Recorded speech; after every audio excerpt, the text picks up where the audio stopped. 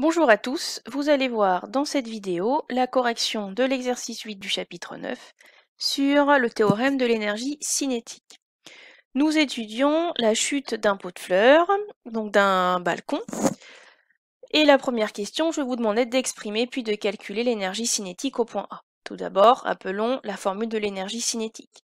C'est 1/2 fois la masse fois la vitesse au carré, avec pour unité des joules pour l'énergie cinétique, des kilogrammes pour la masse, et des mètres par seconde pour la vitesse. Au point A, on connaît la masse, dans l'énoncé c'est 1 kg, donc on va essayer de trouver la vitesse au point A. Dans le texte, on vous dit que le pot de fleurs est initialement immobile. Qu'est-ce que ça signifie? Ça veut dire que la vitesse au point A vaut 0. Pas besoin d'être un grand mathématicien ou de sortir la calculatrice. Si la vitesse ici vaut 0, eh bien l'énergie cinétique va aussi valoir 0. Donc l'énergie cinétique au point A vaut 0.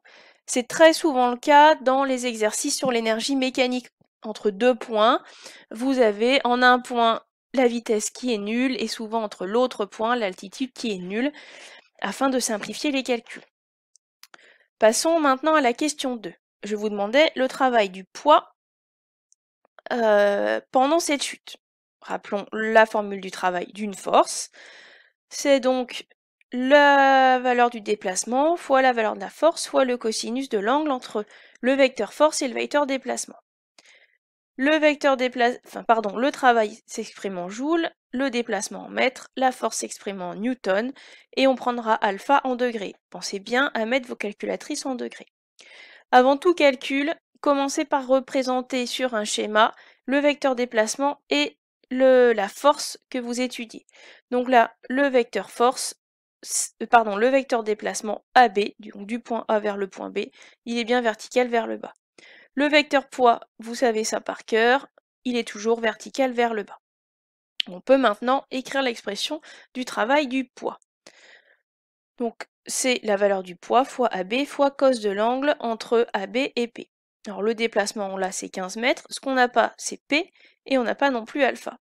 P, vous allez le calculer simplement, vous connaissez la formule. Le poids, c'est le produit de la masse, M, fois l'intensité de pesanteur, petit g.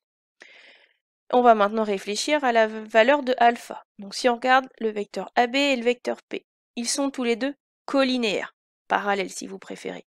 Et en plus, ils sont de même sens. Donc l'angle entre les deux, ça va être 0. Donc on aura alpha qui vaut 0 degré. On peut remettre tout ça dans l'expression du travail du poids, qui vaut donc la masse fois l'intensité de pesanteur, fois la longueur du déplacement, fois le cosinus de 0. Passons à l'application numérique. La masse du pot de fleurs, c'est 1 kg, l'intensité de pesanteur 9,81, le déplacement 15 mètres et l'angle vaut 0. Aucune difficulté. Si vous n'avez pas fait ce calcul, mettez sur pause, prenez le temps de le faire, et vous devez trouver un résultat qui vaut 1,5 fois 10 puissance 2 joules. Alors je garde uniquement deux chiffres significatifs puisque j'ai que deux chiffres significatifs pour la masse et deux chiffres significatifs pour le déplacement. Donc 1,5 fois 10 puissance 2 joules.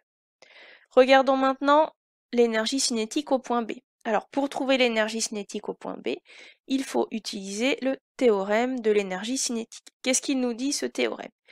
Il nous dit que la variation d'énergie cinétique entre deux points, c'est la somme des travaux des forces. Donc première chose à faire, réfléchir à quelle force s'exerce sur mon système et vérifier que le travail de cette force n'est pas nul. Nous ici, la seule force qui s'applique, c'est le poids, puisqu'on vous dit que l'objet est en chute libre, et on vient de calculer précédemment le travail du poids, on a bien vu que c'était pas égal à 0. Donc on peut réécrire simplement le théorème de l'énergie cinétique comme delta EC, c'est ECB moins ECA, toujours énergie cinétique finale moins énergie cinétique initiale, et ça va être uniquement égal à la somme, ça va être uniquement égal au travail du poids. On peut juste exprimer ECB, ECA et le travail sans delta EC, donc on a ECB moins ECA qui vaut le travail du poids. Nous, ce qu'on cherche, c'est ECB. Il va falloir qu'on mette ECA de l'autre côté. Donc, comme entre ECB et ECA, c'est un moins, ça va devenir de l'autre côté plus ECA. Donc on a ECB qui vaut le travail du poids plus ECA. Faisons l'application numérique. Rien de très compliqué. Le travail du poids, il vaut 1,5 fois 10 puissance 2. On a vu dans la première question que l'énergie cinétique valait 0. Toujours pas besoin de calcul savant. On voit bien que l'énergie cinétique au point B, ça vaut 1,5 fois 10 puissance 2 joules.